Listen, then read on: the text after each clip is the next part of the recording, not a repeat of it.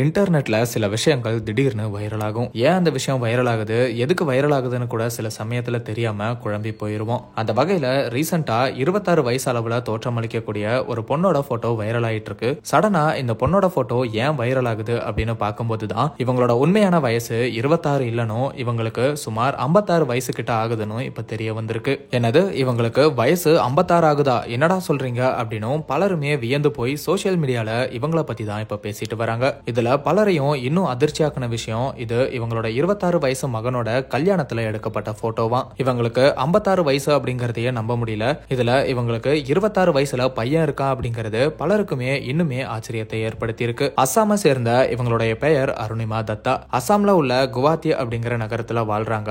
2004ல நடந்த Mrs India வேர்ல்டுல first runner அப்பாவும் வந்திருக்காங்க. இவங்க ஒரு சர்டிஃபைடு யோகா இன்ஸ்ட்ரக்டர். இவங்க அவங்களோட சொந்த ஊரான குவாஹாத்திலேயே யோகா ஸ்டுடியோ அப்படிங்கிற பயிற்சி மையத்தையும் நடத்திட்டு வராங்க. இவங்க 56 வயசுலயும் இவ்வளவு இளமையா இருக்க காரணமே இவங்க பண்ற யோகா தான் அப்படின்னு சிலர் கருத்துக்களை தெரிவிச்சுட்டு வராங்க. சிலர் இவங்களுக்கு 56 வயசெல்லாம் இருக்காது, 47 வயசு தான் ஆகுது, சோசியல் மீடியால தப்பா சொல்றாங்கன்னு சொல்றாங்க.